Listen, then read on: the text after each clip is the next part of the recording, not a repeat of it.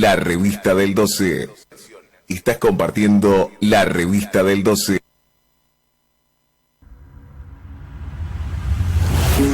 La revista del 12 es presentada por Prolimpio Melo.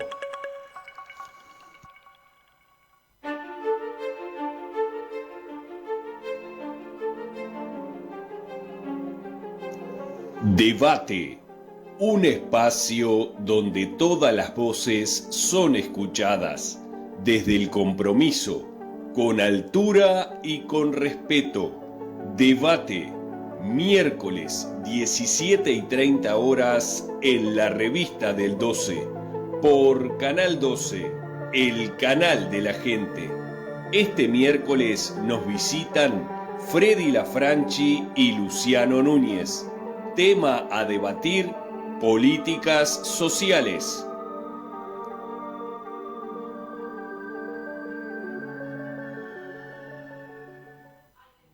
Bienvenidos, estás en el debate en vivo en el canal de la gente.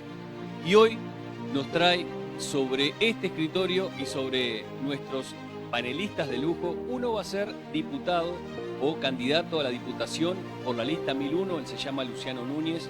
Nosotros lo queremos muchísimo a Luciano, porque Luciano ha estado en muchísimos debates en un montón de años que estuvimos acá, siendo joven, representando a la juventud y ahora como candidato a la diputación por la lista 1001, lo cual felicitamos, abrazamos y le decíamos antes de arrancar que es un logro muy grande que él hizo en esa trayectoria política. Por el otro lado, un convencional nacional de arranque así, de salida, estamos hablando de Freddy Lafranchi por Cabildo Abierto, que también no es menor, porque él es un luchador, es una persona que trabaja indudablemente por nuestro pueblo, por la gente, por conseguir trabajo y todo lo demás, y ahora se volcó a la política y de arranque ya fue convencional nacional por Cabildo Abierto. Vamos a darle la bienvenida a los dos. Bienvenido Luciano y bienvenido Freddy, un placer que estén acá.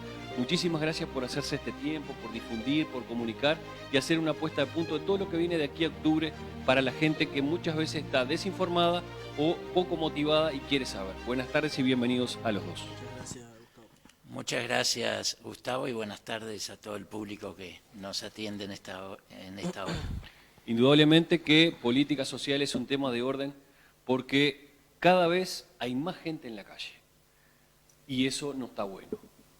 No está bueno para nadie. No está bueno para mi hijo que va a cumplir 3 años y que vea gente durmiendo en la calle. No está bueno gente que está pasándola mal, gente que está pasando hambre. Pero vamos a dejar que ellos pongan y hagan una puesta en escena de cómo lo ven ellos que están dentro de la política y en función a esas necesidades, qué soluciones pueden traer aquí y ahora. Bienvenido Luciano, tiene la apertura y gracias por estar nuevamente. Bueno, buenas tardes a toda la audiencia. Primero que nada, muchas gracias Gustavo por esa presentación y en realidad esto más que algo simplemente mío, es un trabajo colectivo que venimos haciendo. A mí me encanta trabajar en equipo y creo que en el armado del equipo está después todo lo que se ve reflejado. Uno solo nunca puede y hay que rodearse de gente y compañeros y compañeras valiosísimos que hoy no están acá, que estoy yo, pero que representando un colectivo que me parece que es lo más importante. En cuanto a lo que vos decías, tema políticas sociales, es un tema que bueno, nosotros en el Frente Amplio, por ejemplo, a través de la Agenda de Derechos, a través de lo que fue, bueno, a través de los 15 años en donde se impulsaron políticas de todo tipo y color. Siempre, obviamente, con respaldo de la población, siempre con respaldo de los movimientos sociales, de los movimientos sindicales.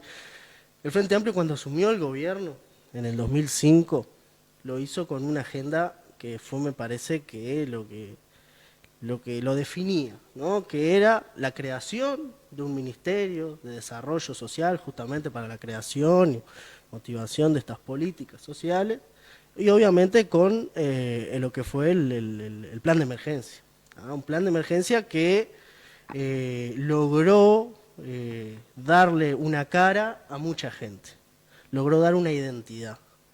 Es por eso que nosotros, cuando hablamos de políticas sociales, tenemos referencia para hacerlo, porque se arrancó con no solamente una promesa, sino que luego se transformó en una certeza, que fue el Ministerio de Desarrollo Social, que recordemos que arrancó sin recursos, ¿ah?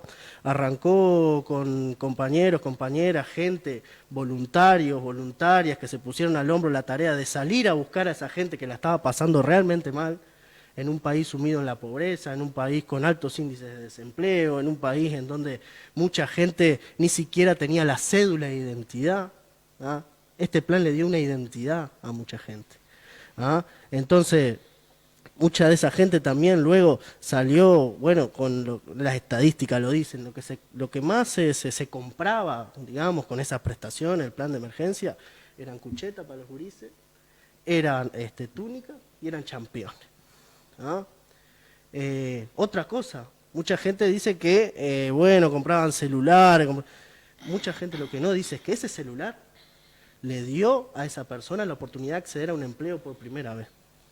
¿Ah? Entonces, cuando hablamos de políticas sociales, nosotros hablamos de una política hacia la igualdad. ¿Ah? Hablamos de una política hacia lo que es, bueno, todo un sistema que lleve a que nuestra gente progrese y pueda salir adelante. Eso me parece que es algo fundamental cuando empezamos a hablar de las políticas sociales, empezamos a hablar de las reivindicaciones que tienen los movimientos sociales, bueno, nuestra gente, y que, bueno, se ven reflejadas luego si hay una voluntad política real de poder llevarlo adelante y de cambiar las realidades de nuestra gente. Es algo que tiene que haber una voluntad política por parte de todo el espectro político, ¿verdad? Porque esto no es solamente algo del Frente Amplio, ¿no? Esto se necesita voluntad política, y a la hora de levantar la mano me parece que tiene que primar la dignidad de nuestro pueblo. Eso me parece que como una introducción a lo que es este tema es algo importante y me parece soslayarlo. Y luego después entraremos en todo lo que es lo que ha sido este proceso y obviamente lo que tiene el Frente Amplio para ofrecer en este nuevo ciclo de transformaciones que se plantean en nuestro programa. Muchísimas gracias, Luciano. Freddy Lafranchi tiene la palabra. Bien, digamos que yo fui de los que inició con el MIDES, pero no con el MIDES, me refiero a la gestión Frente Amplio. En mi caso particular comenzamos gestionando programas sociales, cabe destacar jornales solidarios, que inició el Partido Colorado de entonces, en el año 2003, el Ministerio de Vivienda, Ordenamiento Territorial y entonces también Medio Ambiente, lanzó unas licitaciones a las cuales nos presentamos y fuimos adjudicatarios de 3 programas sociales.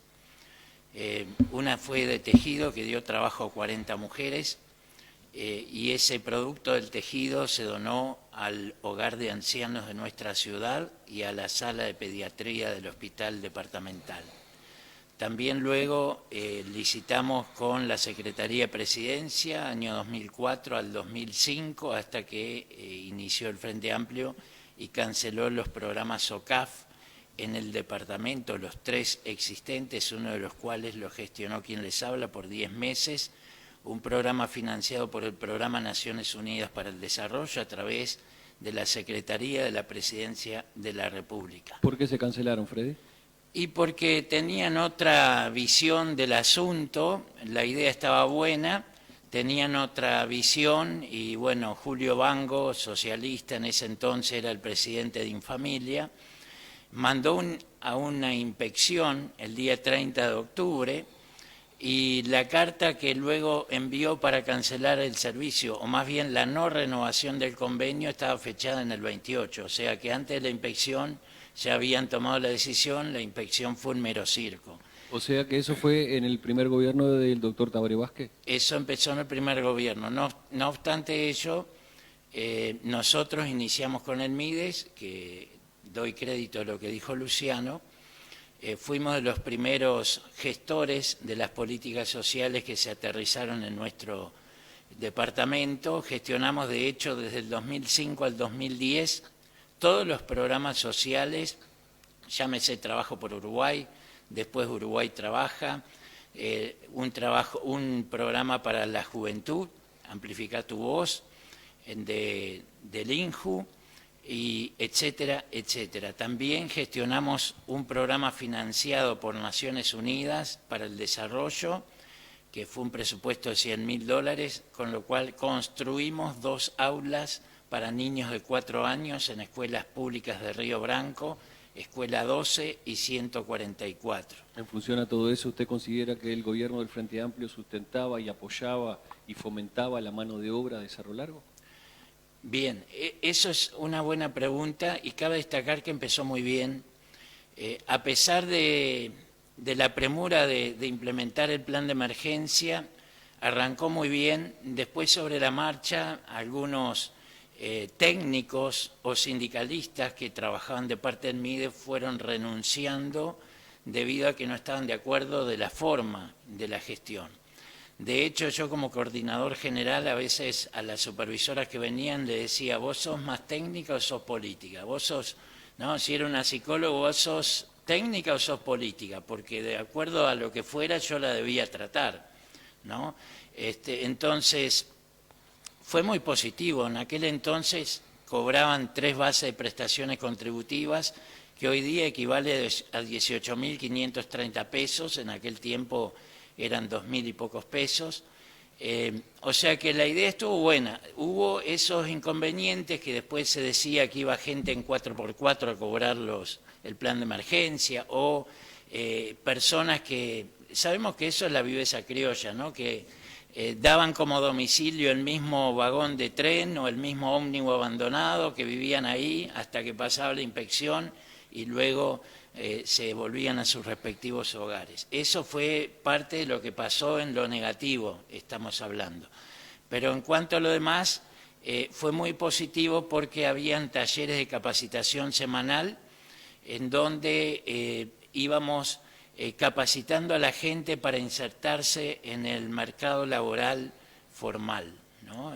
Darle herramientas, aportarle herramientas para que las personas pudieran independizarse. O sea que usted está avalando la gestión del Frente Amplio en ese momento. Al principio sí. Después, obviamente, el diputado Guarino, quien en su momento nos apoyó muchísimo, él decía, bueno, ante las quejas de sus compañeros, ¿por qué nosotros ejecutábamos todos los convenios? Él decía, bueno, no hemos tenido la capacidad de crear ONGs en el departamento. Y debido a eso, una psicóloga que trabajaba con nosotros como tallerista, a dedo ganó la licitación del año 2010 y hasta el presente, porque ya antes de presentar la licitación me dijo, no, tengo otros planes, otra agenda, ya estaba todo vendido el pescado. ¿Y por qué dice a dedo? ¿Porque fue por política que entró? ¿Cómo fue? Y escúchame, nosotros teníamos una vasta experiencia en licitaciones públicas con el MIDES, todos los programas ganados. Y en el año 2010, o sea, el proyecto se presentaba en enero de cada año, y en enero de ese año esta persona se comunica conmigo renunciando al trabajo porque tenía otra agenda, y ella comienza a gestionar el programa con una asociación civil que era de un barrio de Melo, que no tiene nada que ver, es una comisión barrial que solo prestó la personalidad jurídica, pero de experiencia en esto cero. Tiene un minuto ahora para ampliar un poquitito eso. Ahí es donde usted ve que la gestión del Frente Amplio se empezó a torcer. Por ahí Sí, viene la cosa. claro. Tiene un minuto para decir lo que es lo que le falta y después vamos con Luciano.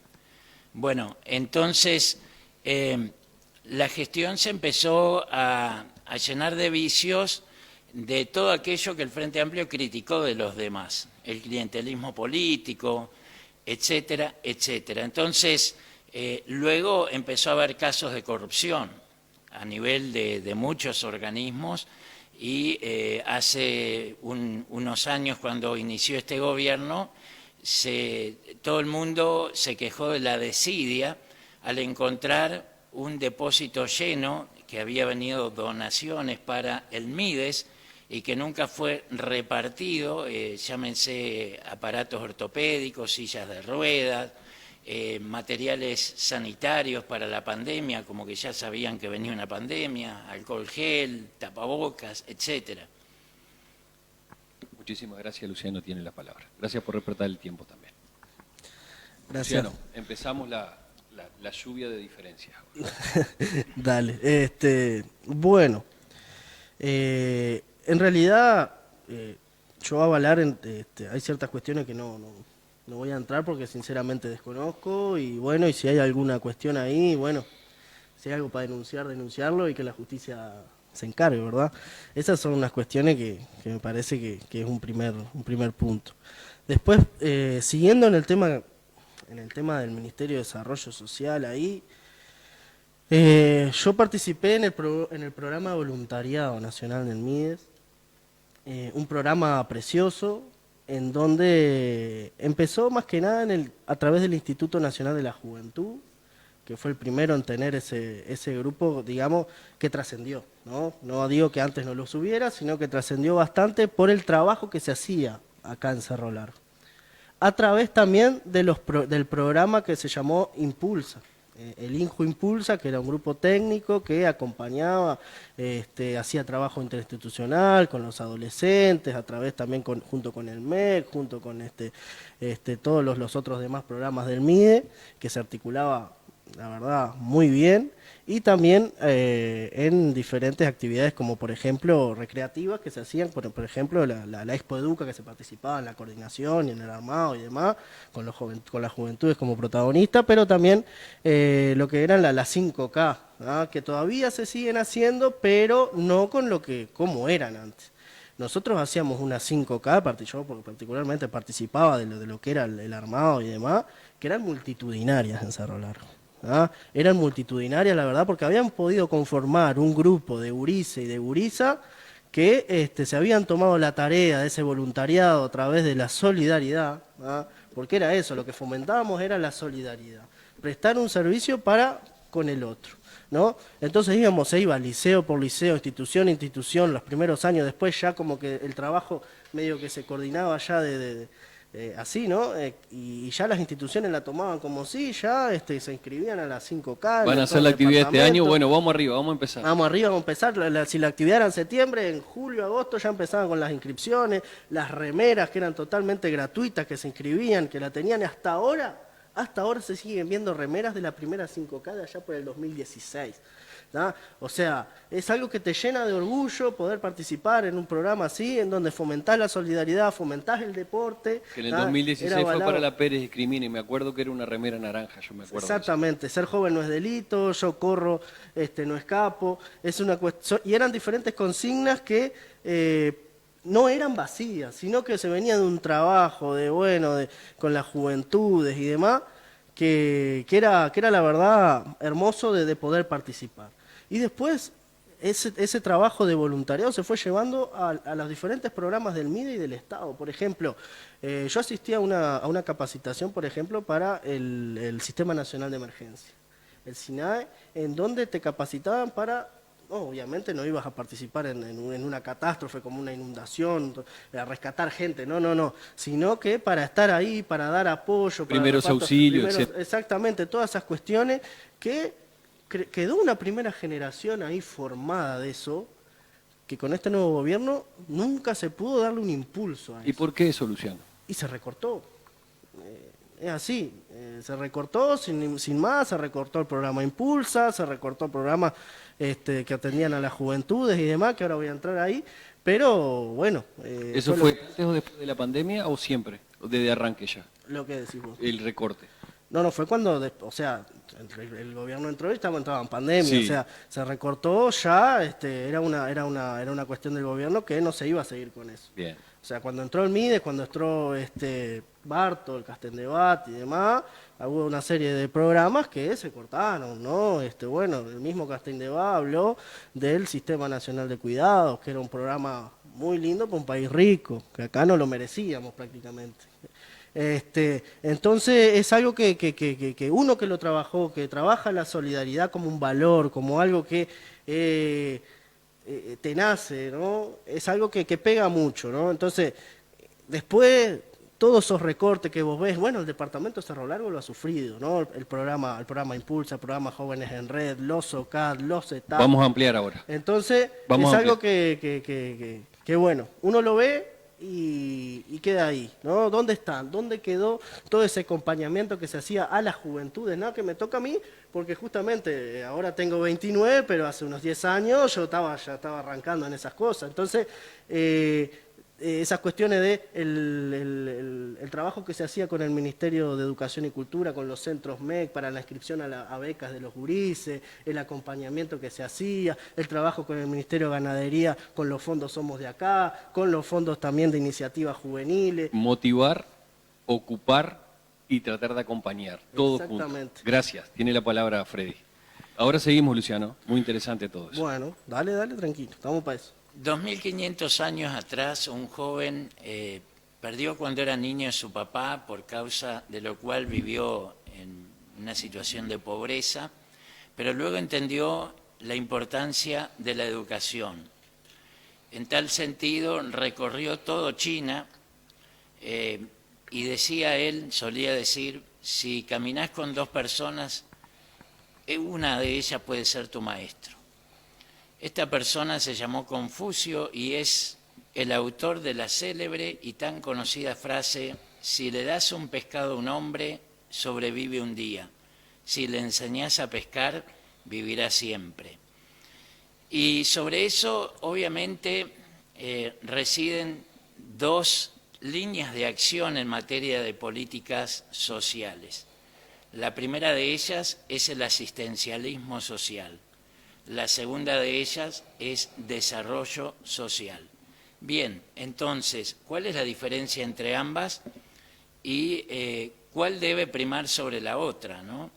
Entonces, por lo general, los partidos llamados de izquierda se enfocan más en el asistencialismo que en el desarrollo, porque de la mano del asistencialismo hay un clientelismo político. Solía decir la gente que participaba de los programas del MIDES: yo voto al Frente Amplio porque me dio trabajo. Eso era una constante. Trabajamos en 28 ciudades de todo el país, no solo en los programas del MIDES a nivel de este departamento, sino convenios carreteras solidarias que trabajamos en 23 ciudades de todo el país, en 18 en simultáneo. Freddy, ¿es solo exclusivo del Frente Amplio o todos los partidos políticos trabajan de la misma manera? Si te doy, me votás. Bueno, por eso es importante siempre que haya una oposición política para que denuncie cuando se le va la mano, intencionalmente o no, a un partido que está en el poder, porque luego se va, digamos, consolidando en el mismo. Y por eso es importante que cuando uno ve que hay clientelismo político, se denuncie. Entonces, ¿cuál es la diferencia entre asistencia social? Asistencia o asistencialismo social es un conjunto de políticas enfocadas hacia la población más vulnerable para ayudarlo, apoyarlo en una situación de emergencia, de vulnerabilidad socioeconómica. Entonces, lo que se espera es, sobre todo en aquellas personas que son sanas, que pueden trabajar, que pueden salir adelante, es que se implemente en paralelo una política de desarrollo social, es decir, te ayuda a salir del pozo, pero luego te capacito, te impulso, te motivo, te doy una mano para que sigas pescándola vos cada día. Y si hablamos de un proyecto, de un gobierno conservador, digamos que esa persona va a crecer, si le enseñaste a pescar, en su emprendimiento, de pronto ya empieza a pescar mucho y contrata más empleados y después pone un negocio familiar y después va creciendo, pero evidentemente que esa situación en el marco de un gobierno social comunista no tiene viabilidad, porque, como bien dijo Luciano, la igualdad, pero el problema es que iguala hacia abajo, no para arriba. Lo correcto sería igualar hacia arriba. Gracias. Luciano tiene la palabra. Bueno, no, simplemente quería hacer unas cuestiones. Cuando también se habla de políticas sociales, nosotros tenemos que hablar de los tres pilares que nosotros tenemos de la protección social, que son la salud, la educación, la seguridad social, pero también nosotros creamos un cuarto pilar, que es uno vinculado a los cuidados, que a través del Sistema Nacional de Cuidado, que era lo que hablábamos recién, que este señor Castelldebat decía que era un muy buen programa para un país rico, lo que hizo fue poner la balanza más o menos un poco más justa, ¿no? Ahí con el sistema de cuidado lo que se hacía era capacitar a gente para que fueran asistentes personales, más ya hubo se graduaron la primera generación de asistentes personales, algunos lograron hasta conseguir trabajo y demás. Hoy en día ese programa hay muchos que ya están pidiendo para capacitarse y todavía no los han llamado. ¿Ah? Lo que hay que decir es que se eliminó este programa. ¿Y vos cómo eliminás un programa? ¿Cómo lo recortás? Sacándole recursos. El sistema de cuidados pasó a ser una división junto con Pronadis, División de Cuidados y Discapacidad. Lo transformaron en eso. ¿Ah? En un marco en donde nosotros veíamos como un pilar de la protección social vinculado a los cuidados, en donde se fomentara la solidaridad, se fomentara también el trabajo, se fomentara la contención, en personas de una vulnerabilidad social tremenda, ¿no? También habían becas socioeducativas, bueno, el hogar de día y demás, ¿no? Pero era un programa que la verdad estaba dando sus primeros pasos y ya de un tijeretazo ya no existe más. Eso es algo que en realidad existe sin recursos, es como que no existiera. ¿Ah? Eso por un lado. Un auto sin combustible. Exactamente, un Ferrari sin combustible. Bien. ¿Ah? Porque sinceramente era una de las políticas que nosotros como Frente Amplio llevábamos a cabo y que era algo que nosotros teníamos a proyectar hacia futuro también. Luego un poco hablando de educación, de formación y demás, desde los programas lo que se dice, siempre se le da la prestación, pero además se le da la herramienta para que salga formado. Por ejemplo, Uruguay Trabaja, ¿no? Con compañeros que estuvieron en Uruguay Trabaja, gente que estuvo en Uruguay Trabaja, que a sus 50 años agarraron una computadora por primera vez. ¿Ah? Si eso no es formación, ¿qué es? Que hoy, hablando también de clientelismo, algo que suena novedoso, que es lo que ha hecho este gobierno, ¿no?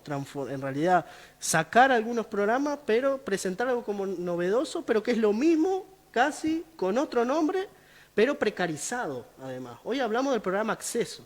El programa Acceso que vino a suplantar a Uruguay Trabaja, pero se le saca toda esa parte de acompañamiento, toda esa parte de formación que tenía quien estaba dentro de ese programa. Hoy en día lo que te dan es un trabajo en algunas de las empresas que por un tiempo determinado y solamente para beneficiarios MIDES, solamente para quienes reciben una prestación MIDES. Y bueno, en eso se transformó Uruguay Trabaja. Los CETAF, que eran los equipos que eran duplas que trabajaban en acompañamientos familiares, quienes estaban en la órbita de MIDES en algunos lugares y en otros lugares estaban en la órbita del INAU. Los que estaban en la órbita de MIDES desaparecieron y se transformaron también en acompañamiento, atención familia o algo de eso se llama ahora el programa, que es lo mismo. Luciano, el presidente había dicho que lo que estaba bien se iba a mantener y después hacer cosas nuevas. Entonces, lo que usted me está diciendo y la evaluación que hace no cumplió con lo que proyectó. No, yo siempre digo que este gobierno es el gobierno de las promesas incumplidas. Bien. ¿Ah? Es así.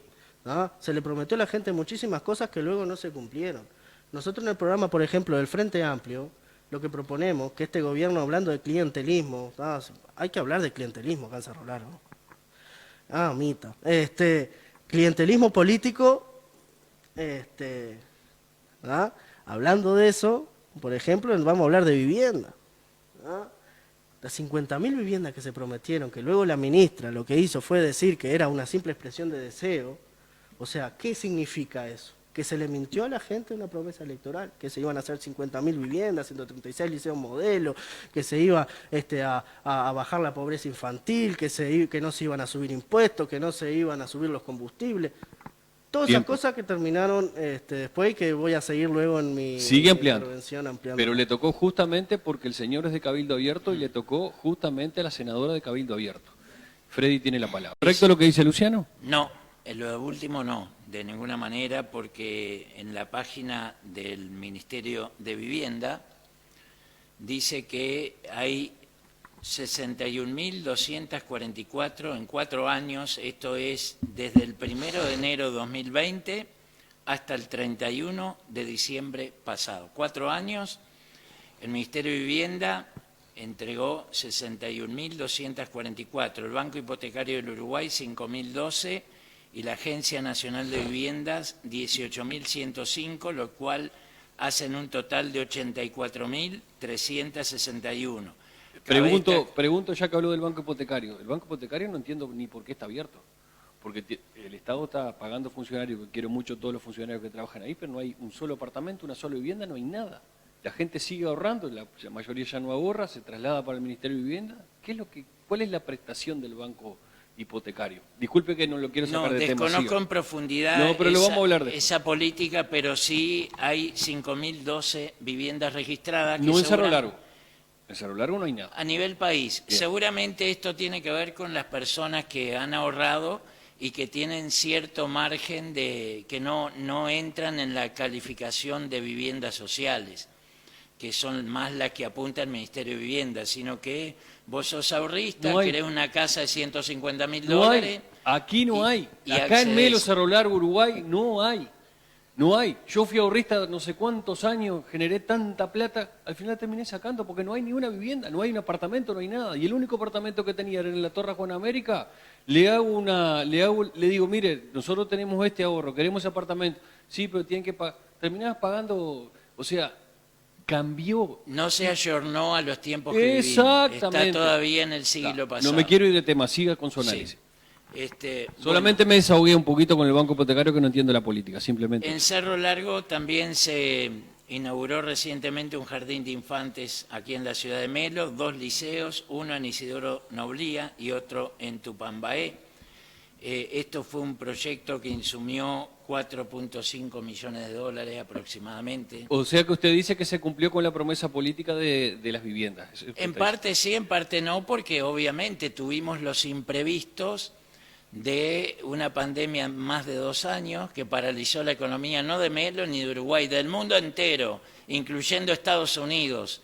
Y hubo una diferencia en el marco de la pandemia en la gestión de los partidos de izquierda gobernantes y los de derecha, por así decirlo. Quedó claro en Argentina un gobierno socialista que encerraron a la gente, bueno, era la idea del Frente Amplio entonces también, sugerían que todo el mundo se encerrara en sus casas, paralizar la actividad comercial y darle una pensión básica universal a todos los uruguayos. Y bueno, ¿y con qué se iba a financiar? Aún sin haberlo hecho, nos endeudamos mucho más. O sea, el tema del Frente Amplio, que es muy mal administrador, tiene buenas ideas, pero administrador muy pésimo. Vuelvo a lo de la vivienda. ¿Y esa vivienda que se puso a dedo a una persona cercana a la ministra en aquel entonces, a la senadora, qué fue lo que pasó eso? Bien, en primer lugar, no me hago cargo porque yo no estaba entonces, bien, pero sí puedo explicar, de acuerdo a la información recibida, que era una votante del Frente Amplio a quien se le entregó la vivienda y luego, en consecuencia, se hizo afín a Cabildo Abierto. No obstante ello, no mueve la aguja una vivienda. No mueve la aguja comparado con los cientos y miles de millones de dólares que perdimos. Usted que es obispo. Sí. ¿Un pecado no mueve la aguja? No me conteste. Siga para adelante. No mueve la aguja en cuanto a la economía. Es la actitud de la gestión, sí, no sí. la gestión en sí. Siga adelante, yo no lo quiero interrumpir. Yo te puedo decir algunos casos de plata que hemos perdido, y es mucha, y eso sí movió la aguja de la economía uruguaya en general, porque en definitiva lo terminan pagando los uruguayos, ¿no? Lo termina pagando toda la población en su conjunto cuando tenés que hacer frente a todo esto que está pasando, ¿no? Por ejemplo, vamos a ver, tengo tanto material acá.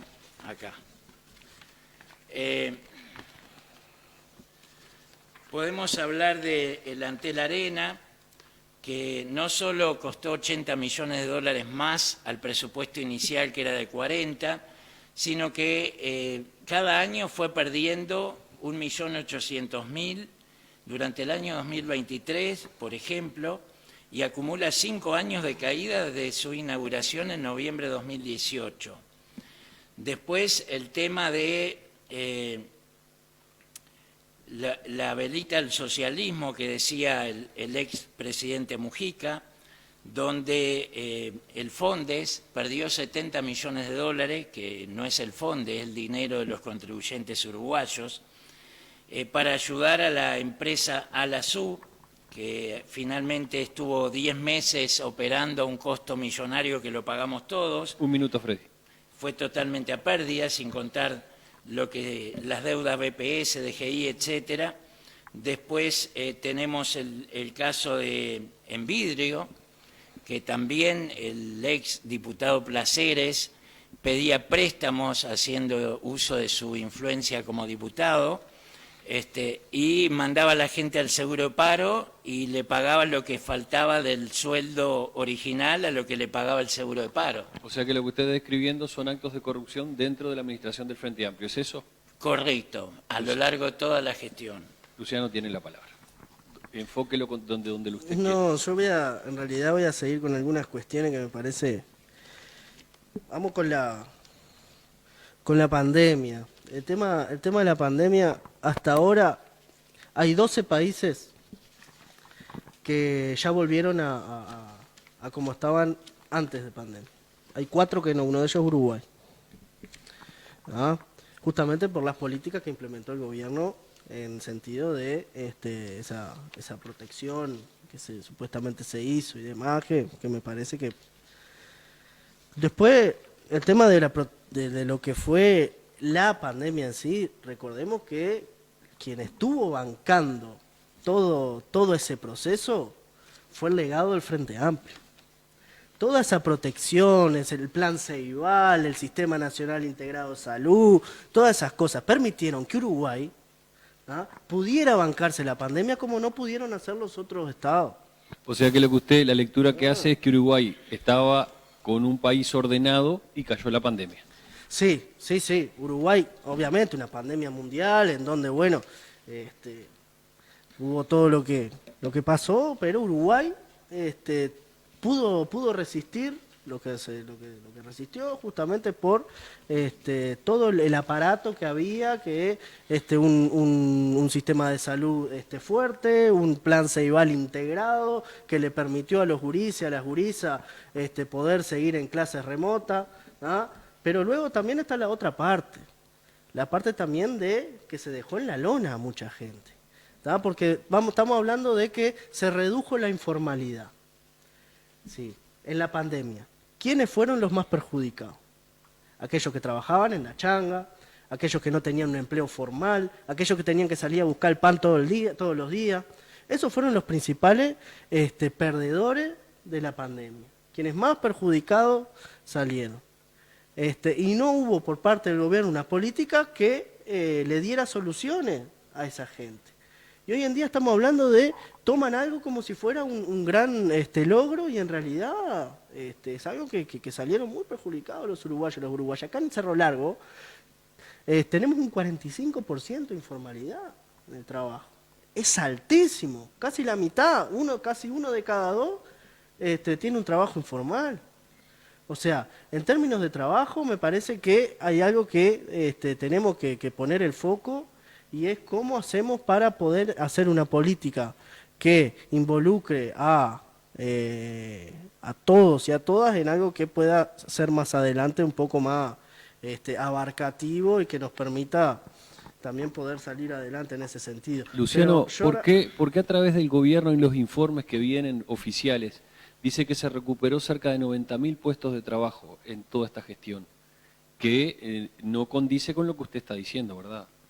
Lo que se dice es que se recuperaron 90.000 puestos de trabajo, y son las cifras, y son así. Pero aún en día hoy tenemos grados altos también de informalidad en el trabajo, y hoy en día, por ejemplo, quienes te hacen la encuesta, ¿tá? Lo que te preguntan es si tuviste trabajando en los últimos 6 meses, hiciste alguna changa.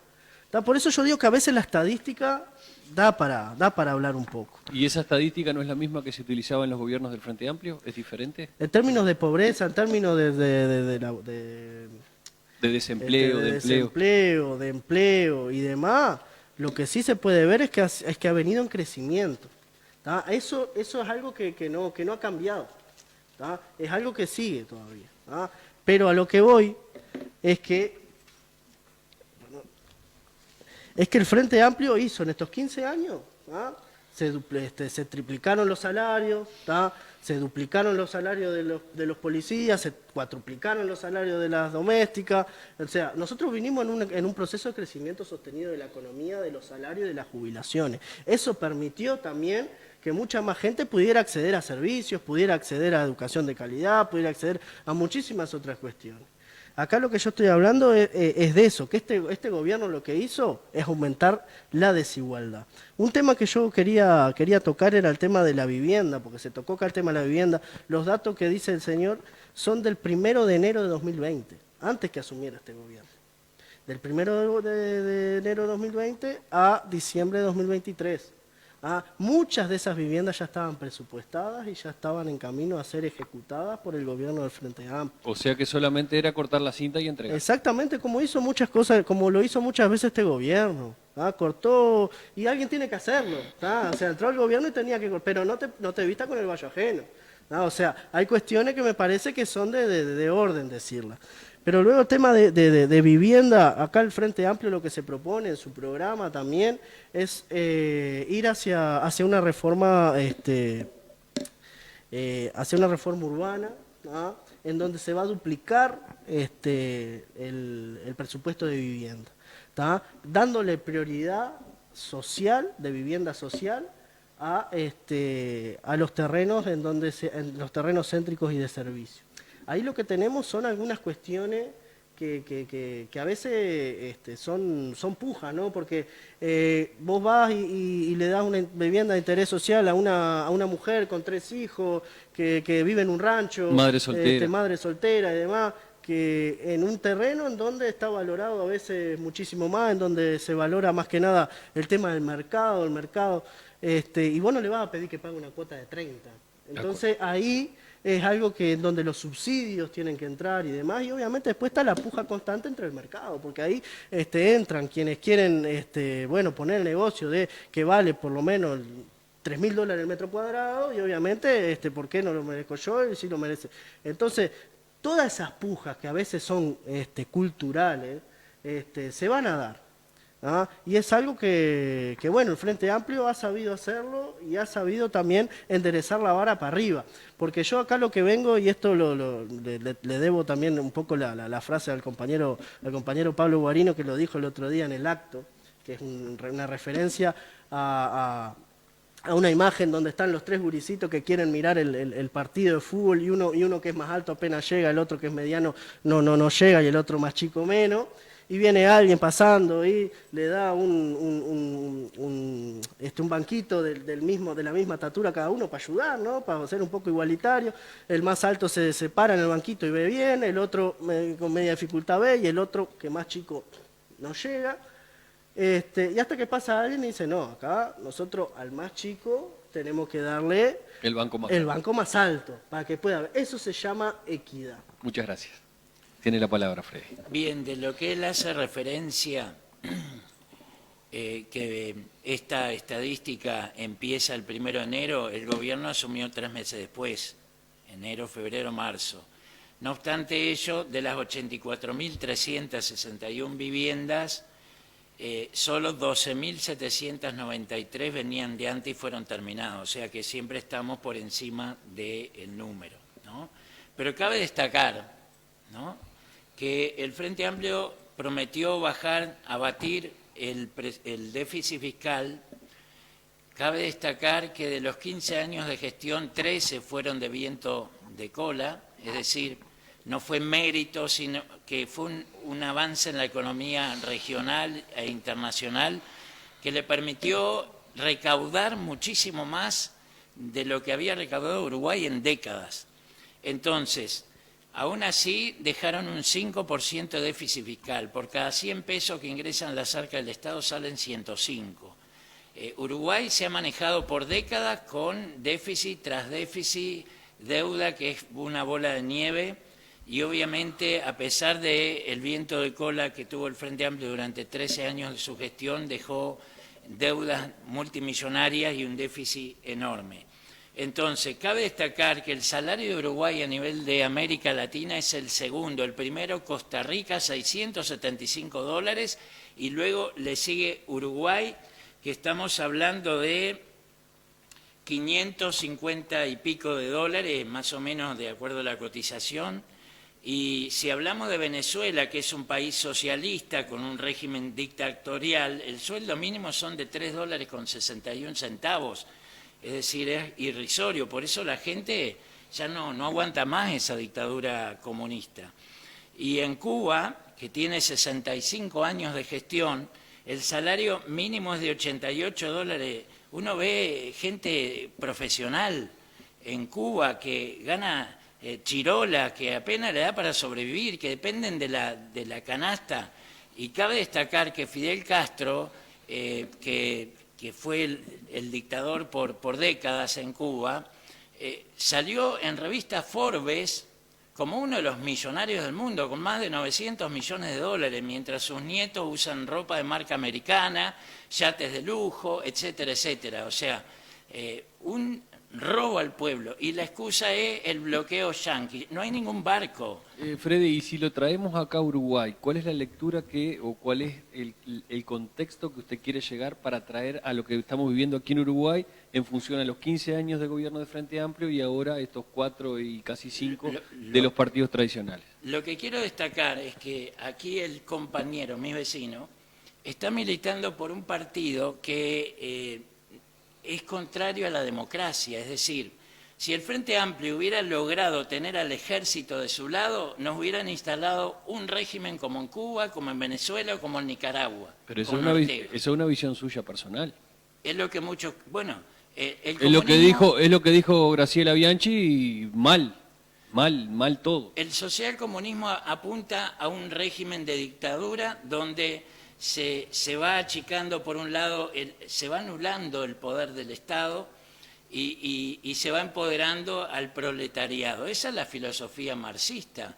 Y Carlos Marx fue un tipo que nunca laburó, y de los 7 hijos que tuvo, solo 3 muchachas llegaron a la edad adulta, y 2 de ellas se suicidaron, más el esposo de una de ellas. O sea, 3 en la familia se suicidaron. Bien. Y esa lectura histórica que usted hace en función a lo que estamos viviendo hoy, y para que doña María y don José, que lo están mirando, decir, ¿de qué está hablando la Franchi? ¿Cómo contextualizamos lo que estamos viviendo ahora en un gobierno?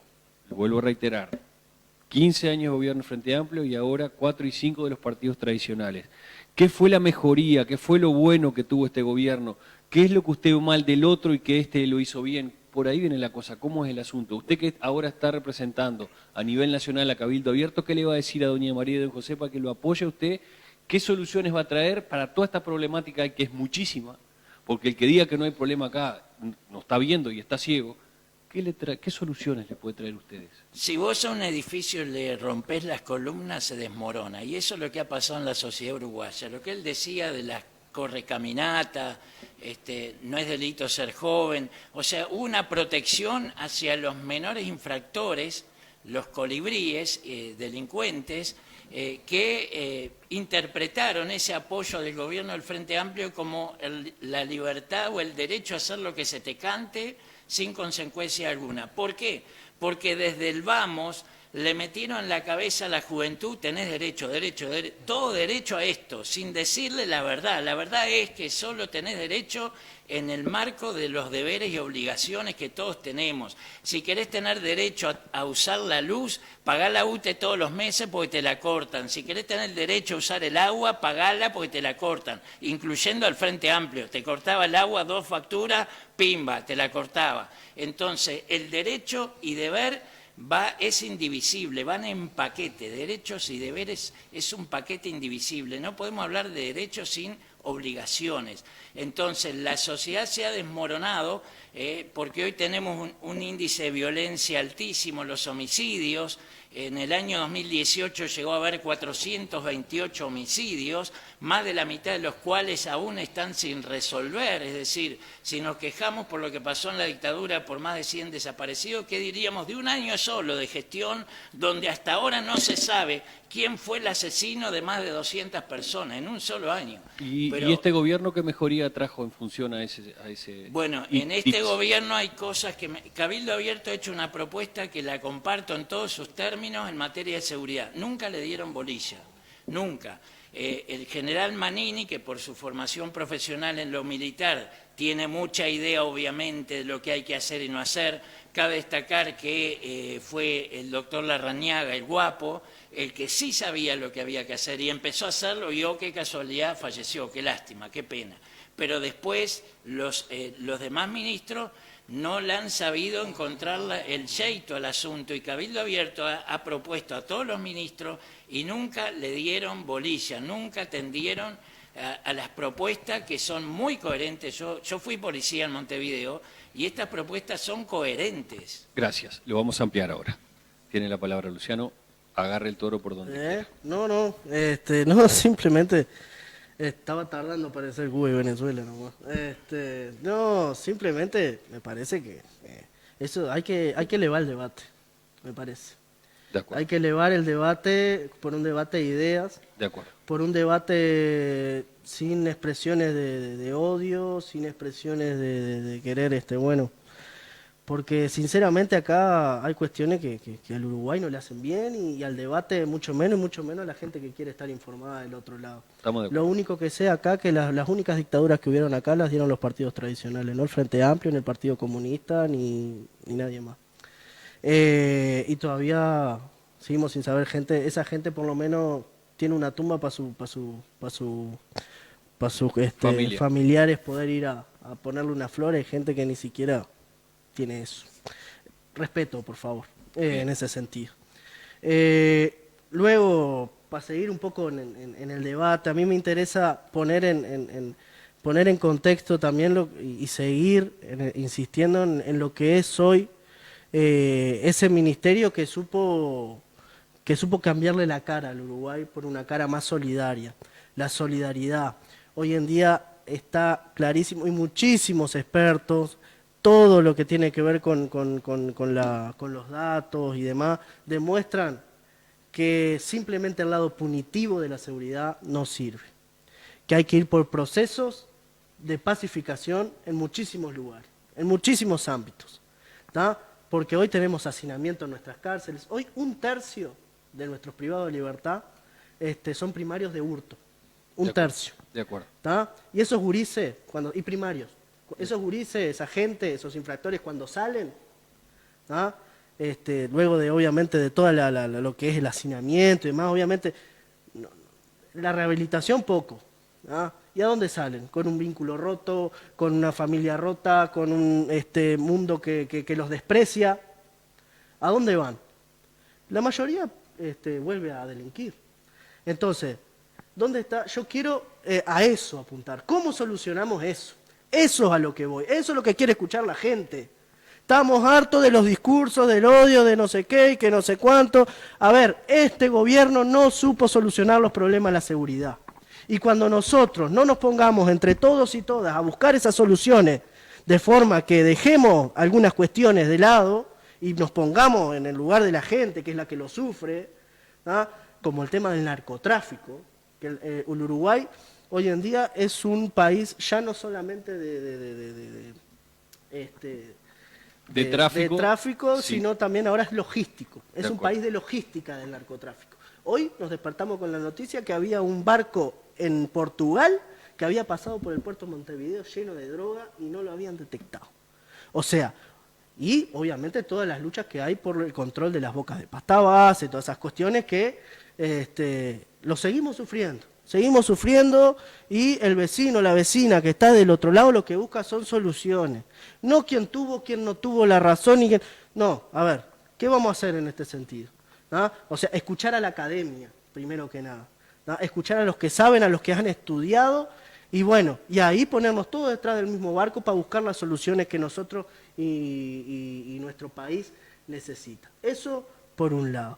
Volviendo al tema de las políticas sociales, que es lo que nos trae hoy acá, a mí me interesa mucho porque hoy el MIDE está desarrollando un sistema que es de ventanilla única acá en Cerro Largo. De ventanilla única significa que la persona ya no va y pide una visita y va el trabajador social, la visita y no sé qué, le pone si le hace las preguntas, le encuestas y demás, sino que hoy en día vos vas con una declaración jurada y ya el índice te salta si te corresponde o no te corresponde. Luego, si te corresponde, va el asistente social y te hace una auditoría, que se le llama, ¿no? Lo que pasa es que hoy en día nuestra situación en Uruguay es tan fea en el sentido de que la gente se autopercibe que está bien en algunas cuestiones, como por ejemplo que el rancho se le está cayendo en la cabeza y dice, no, para mí la casa está impecable. ¿Ah? Entonces vos vas y cuando llenás el formulario, obviamente te va a decir que no te corresponde porque tenés una casa impecable.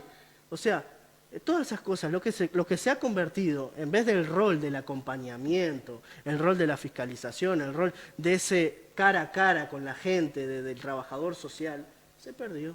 Bien. Se perdió y se transformó en un simple trámite. ¿Te corresponde o no te corresponde? Y un índice totalmente frío que lo único que hace a través de una fórmula matemática te arroja si te sirve o no, lo que hace es decidir tu futuro.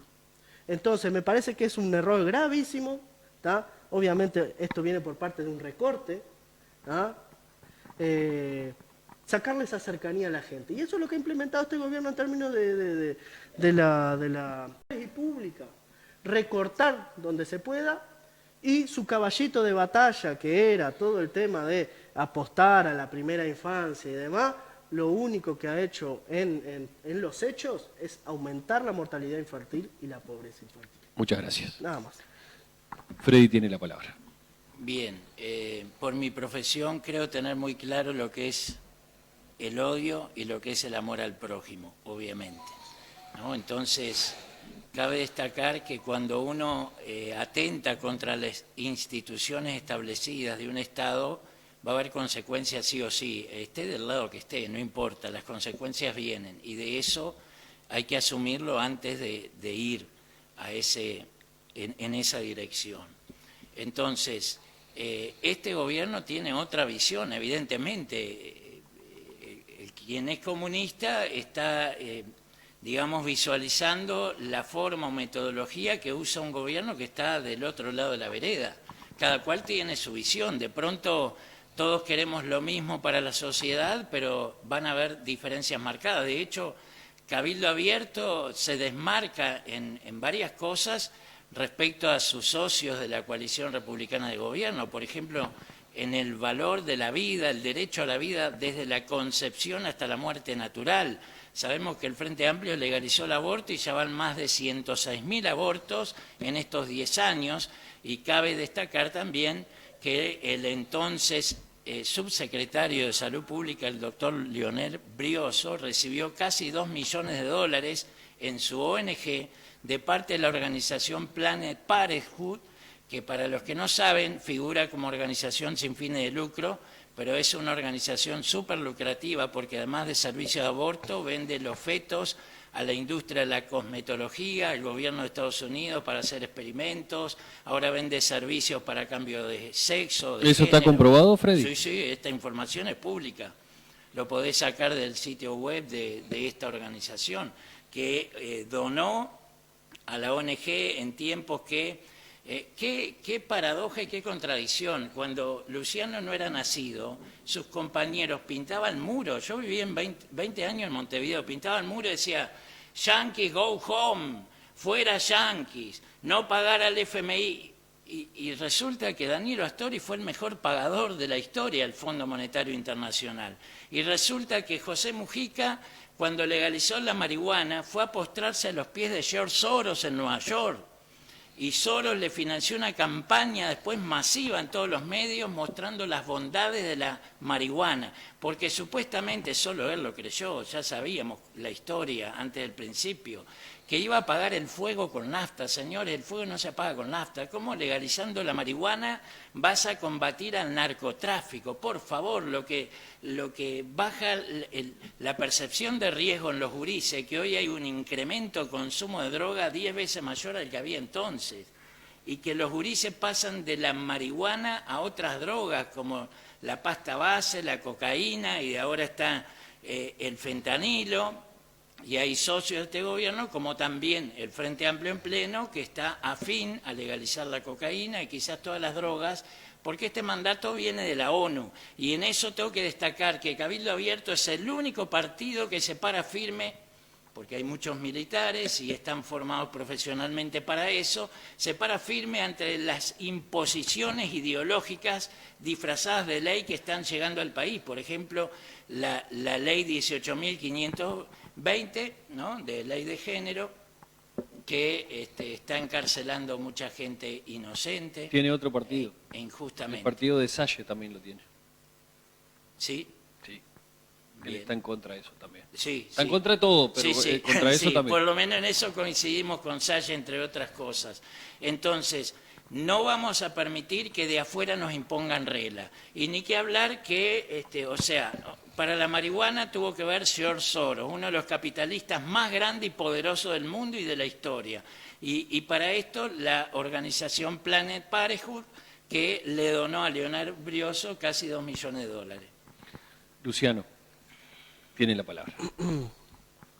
Bueno, yo en realidad, volviendo a lo que es lo que no me interesa destacar, el tema de la... No solamente usted, sino hay mucha gente escribiendo, hay muchísima gente que necesita información de primer nivel y le piden a Freddy que por favor se focalice en el tema de hoy, porque dicen, acá textual dice Germán, Freddy Lafranchi sabe mucho y sabemos que es muy estudioso, sabemos que es una buena persona, porque no solamente que es un obispo, pero trate de contextualizar, porque nosotros necesitamos respuestas, estamos pasando mal, somos una familia con 3 hijos y nos gustaría que nos den soluciones como políticos. Muchas gracias. ¿Quién? ¿Hablo yo ahora? Bueno, no, habla él, pero le digo el mensaje que le pasó. Sí, lo tengo presente. Gracias, Gustavo. No, porque a esto es a lo que voy, lo que se ha perdido, porque a veces uno no sabe lo que tiene hasta que lo pierde. De acuerdo. Y esto es todo un trabajo, porque vos no podés trabajar infancia por un lado como si fuera una burbuja y vivienda por otro lado como también si fuera otra burbuja, sino que es un trabajo en conjunto, interinstitucional. Por ejemplo, lo que se hacía a través del Ministerio de Desarrollo Social con las mesas interinstitucionales de políticas sociales descentralizadas, ¿verdad? En donde se daba a la comunidad, ¿no? Se iba a una comunidad en donde estaba el Ministerio del Interior, estaban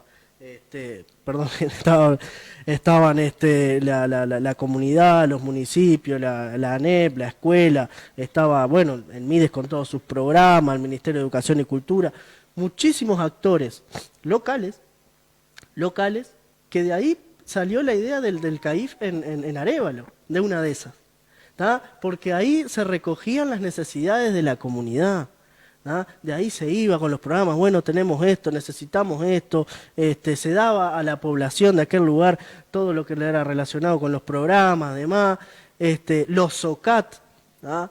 Los SOCAT, que eran las atenciones personalizadas con técnicos en las diferentes localidades del interior, se cerraron, que eso lo que permitía era que hubiera una oficina territorial, era como una oficina, ¿no? Se hacían todos los trámites que vos podías hacer, se destacaba mucho la de Fraile Muerto, era una que trabajaba muchísimo, ¿tá? Y vos ibas y te tenían los técnicos, y ahí te derivaban, si tenés, a través de la tarjeta Uruguay Social, las prestaciones correspondientes, bueno, sistema de cuidado, todo eso se hacía a través de los SOCAT. Hoy eso no existe, el trabajo que se descentralizado, ¿ah? Ese trabajo que llegaba a los rincones más alejados de las capitales departamentales, obviamente que quedó muchísimo por hacer. Claramente, era lo que te decía el sistema de cuidado, estaban pañales todavía, ¿ah? Pero obviamente nosotros sabemos que quedó muchísimo por hacer. Y es por eso que nosotros le pedimos a la gente una oportunidad para poder nuevamente llevar a cabo ese ciclo de transformaciones que el Frente Amplio llevó. ¿tá? Te hablaba de las mesas interinstitucionales de políticas sociales, te hablo de todo lo que tiene que ver también con el trabajo con centros MEC. Hoy no existen. También otro que se lo llevaron, pues. ¿No existe centros MEC? Centros MEC no existe. No existen más los centros MEC. ¿Ah? Nosotros hablábamos, acá se trabajaba muchísimo con los programas de Mides y demás, bueno, los fondos que había para la cultura como un eje importantísimo, ¿tá? Un eje vertical, ¿tá? El deporte, todo relacionado, y obviamente es a partir de ahí que se establecen las políticas públicas. ¿Tá? No solamente de un ministerio que se encarga de todo, no, sino reforzar el trabajo interinstitucional, que se trabajaba en conjunto y muy bien, se trabajaba muy bien con la intendencia, se trabajaba muy bien con los municipios, siempre buscando la cercanía con la gente. Que a veces dicen que no, por temas políticos yo te pego una zancadilla, no, acá no entra, eso no, porque con la gente no se hacía eso, porque sabíamos que el objetivo era era apuntar muchísimo más alto, ¿no? Entonces, todo eso que se perdió, que hoy en día muchísimas cosas quedaron por el camino, muchísima gente más que nada en el interior, perdón, te lo dice. Mirá, nosotros, por ejemplo, en los centros MEC había un programa de ajedrez, creo que era, y iban gurisas, pero también iba gente adulta. Iba gente que quería... Y bueno, y me quitaron eso, y a veces era lo único que tenía para esparcirse. Los talleres para las veteranas y para las madres que se hacían en los diferentes centros comunales de los pueblos, eso siempre se hizo.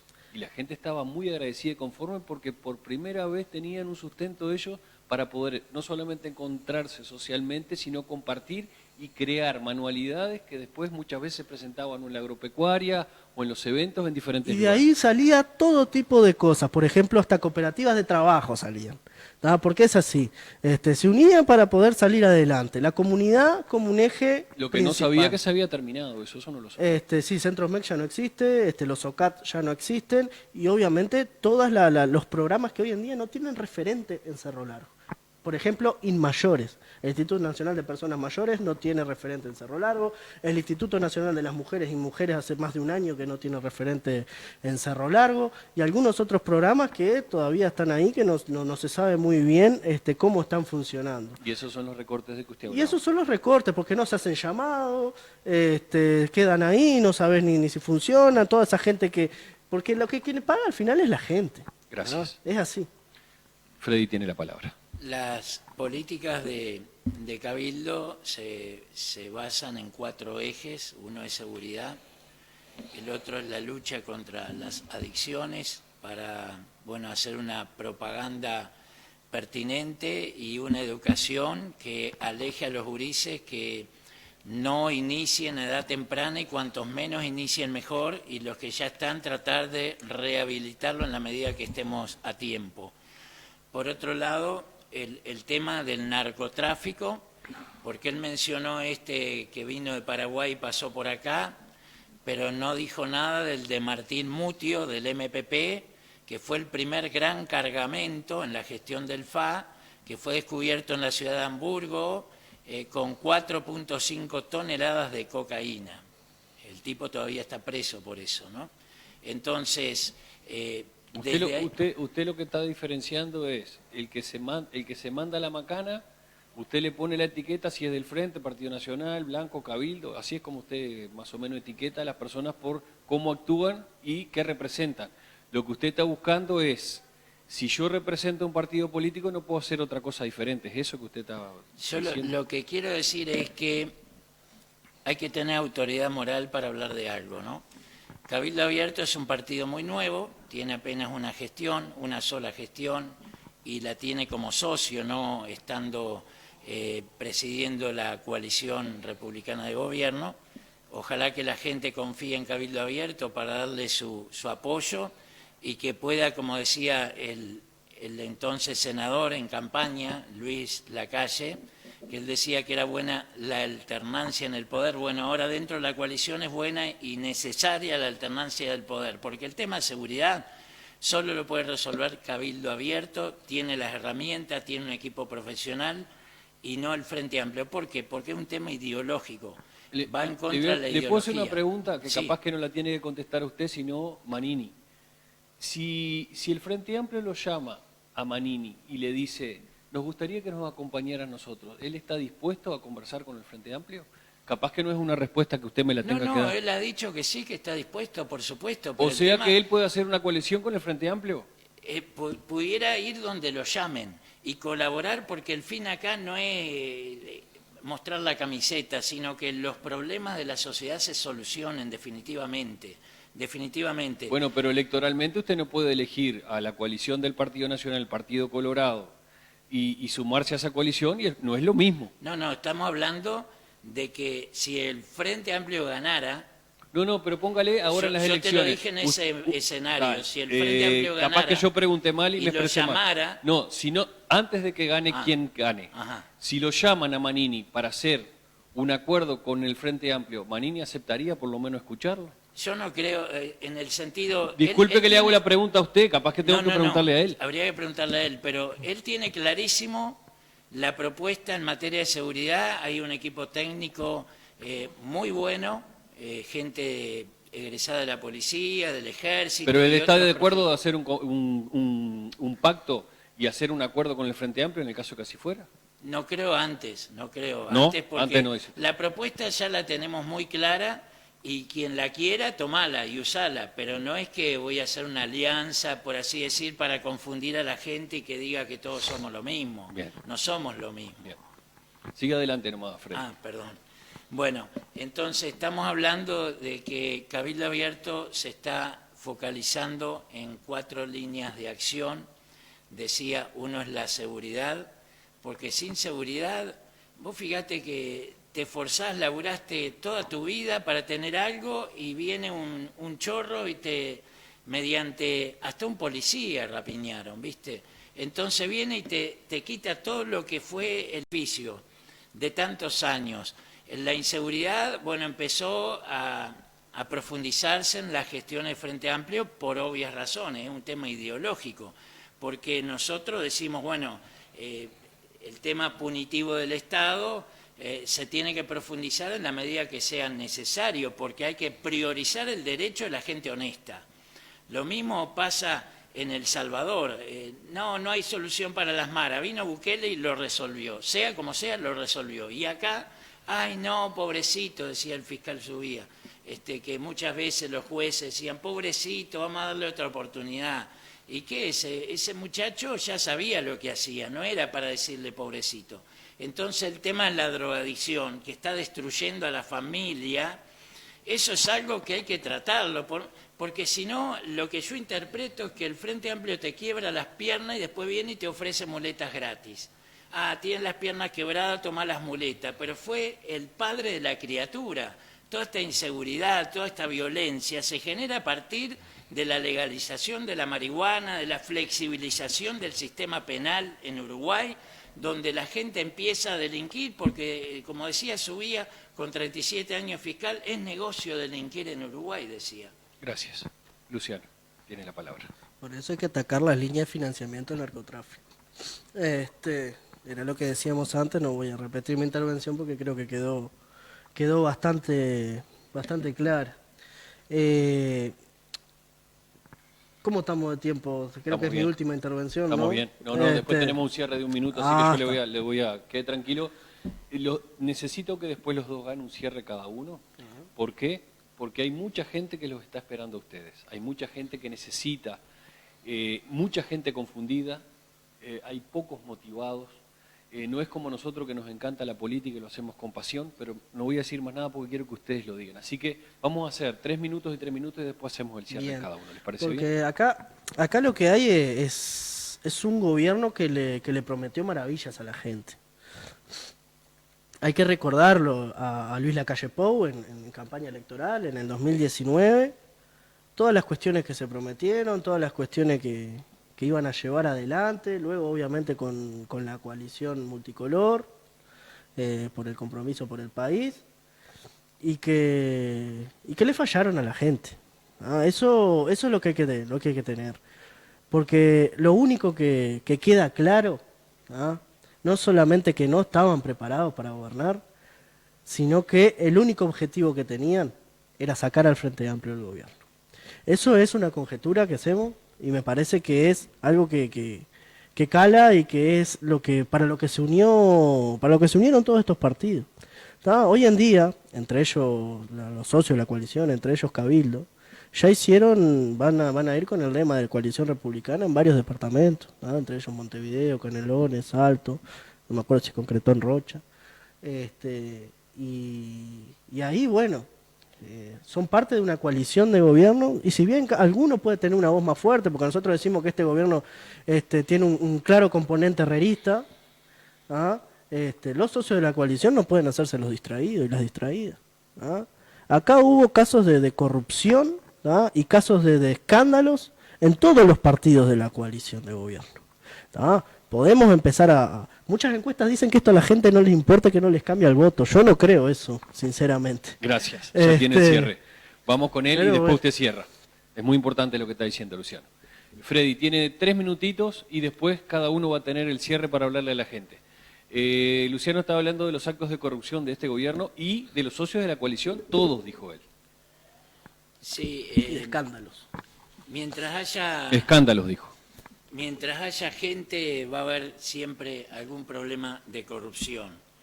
Pero cuando yo empiezo a recopilar datos de corrupción de la gestión Frente Amplio, me pregunté si era un partido político o una asociación para delinquir que nos gobernó durante 15 años. Tenés el caso de Michel Suárez, que fue senador, fue condenado por estafa, falsificación y falso testimonio. Mujica le dijo a Kusturica: es la cosa más linda entrar a un banco con una 45, así todo el mundo te respeta, y ese hombre fue presidente. El aval otorgado por el BROU de 15 millones de dólares y la empresa no pagó los 137 que se habían solicitado. La URSEC, Sendoya, fue procesado por diversos cargos penales. Fue tremendo todo esto, ¿no? Entonces, Bengoa, 14 millones de dólares hizo perder a los casinos, Juan Carlos Bengoa. El caso de Caloya, es decir, Placeres con Envidrio, Sendic, un horno de 80 millones, hubo que hay que jorobarse. Una empresa monopólica que le vende a 3,5 millones de personas y se funde. Y hubo que meter 900 millones de dólares. La regasificadora, 250 millones tirados al Río de la Plata. O sea, juicios que nos han hecho al Estado por aquella filosofía mujiquista que lo político está por encima de lo jurídico. Como tenían mayoría parlamentaria, tomaban decisiones pensando que eras el dueño de tu casa y el dueño de la empresa y manejaban el Estado como si fuera propiedad privada. Gracias. Tiene el cierre. Le quiero agradecer a los dos por este momento. Lamentablemente esto se tiene que terminar porque a mí me encantaría estar por lo menos 3 horas con ustedes porque hay muchísimo para decir. Los voy a volver a convocar. A Luciano nuevamente felicitarlo por la constancia, por la trayectoria política que ha tenido, por el gran trabajo y por la humildad. Así que tiene el cierre y ojalá que le vaya muy bien, que tenga muchos éxitos en esta candidatura a la Diputación por la 1001 y quedamos a las órdenes. Gracias, Luciano. Háblele a la gente, tiene el cierre y muchas gracias por estar. Muchas gracias, Gustavo, muchas gracias a mi compañero acá, Freddy, porque la verdad fue un debate bastante lindo y bueno, obviamente siempre a las órdenes para estar acá y agradecer siempre la oportunidad. ¿Ah? Este gobierno, ¿ah?, lleno de casos de escándalo, puedo nombrar muchísimo: Astesiano, Marcet, Albizu en Salto Grande, Cardoso, Irene Moreira, la entrega del puerto, ¿ah?, de nuestra identidad nacional, ¿ah?, donde la gesta libertadora de nuestro país se gestó a través también del puerto. Todo eso este gobierno ha sido algo que lo ha caracterizado. Yo a la gente lo que le digo, a través de las políticas sociales y demás, todo lo que ha sido estos escándalos en el Ministerio de Desarrollo Social, con falta de presupuesto, con recortes, también todo lo que fue los escándalos con la presupuestación de funcionarios de Mides que los llevaron a una precariedad laboral, también, y que a eso también se está planificando un juicio al Estado, por eso. ¿Ah? A través de las políticas sociales, decía, yo siempre voy por la senda artiguista, ¿ah? La senda de nuestro prócer José Artigas, ¿ah? En donde nuestro país, ¿ah? Un país, como decía Tabaré Vázquez, ¿ah? Donde nacer no sea un problema, ¿ah? Donde ser joven no sea sospechoso y donde envejecer no sea una condena. Es ese país que yo también quiero para mis coterráneos. Por eso, como decía nuestro prócer José Artigas, para que también los más infelices sean los más privilegiados. Muchísimas gracias, Luciano. Un placer, como siempre. Gracias a usted. Freddy Lafranchi tiene el cierre y muchísimas gracias por estar. Gracias a ti, Gustavo, por darnos la oportunidad. Yo le deseo mucha vida y salud a Luciano, pero no éxito en la política. Por supuesto, no quiero que vuelva a gobernarnos el Frente Amplio y cuanto menos legisladores socialcomunistas, mejor, por el bien y futuro de nuestro país. Porque la familia es la base de la sociedad, consagra la Constitución en el artículo 40, el Estado velará por su estabilidad moral y material para la mejor formación de los hijos dentro de la sociedad. El Frente Amplio propugnó una destrucción de la familia tradicional, gestando otros formatos nuevos de familia. Entonces, el artículo 41 nos habla del derecho a la patria potestad en cuanto a la educación. Hoy se está, y del Frente Amplio, promoviendo la ideología de género, que esto viene de larga data, por lo menos 20 años atrás, la ideología de género que está confundiendo a nuestros niños desde el preescolar. Y lamentablemente hay algunos que coinciden de este gobierno con la ideología de género porque está enmarcado en la agenda de derecho famosa. Cabildo Abierto no va con eso, sino que defiende a la familia tradicional y defiende la patria potestad que lo consagra el Código Civil, artículo 252, que la patria potestad es el conjunto de derechos y deberes que la ley atribuye a los padres en la persona y en los bienes de sus hijos menores de edad. La patria potestad será ejercida en común por los padres, sin perjuicio de las resoluciones judiciales que priven, suspendan o limiten su ejercicio o lo confieran a uno de ellos. Esto fue vulnerado cuando se votó esta ley que está vulnerando, valga la redundancia, el derecho y deber de la patria potestad de muchos padres, sobre todo padres hombres, que están privados de ver a sus hijos por una ley ideológica, 19.580 entre otras. Muchísimas gracias a los dos. Gracias. Hasta aquí el debate en vivo en el canal de La Geste. Muchas gracias, Valentín Reaño, muchas gracias a nuestra productora Laura Álvarez, y nosotros nos volvemos a reencontrar aquí en el canal de La Gente, canal gratuito, democrático y plural, porque todas las voces están aquí en el debate en vivo. Hasta pronto.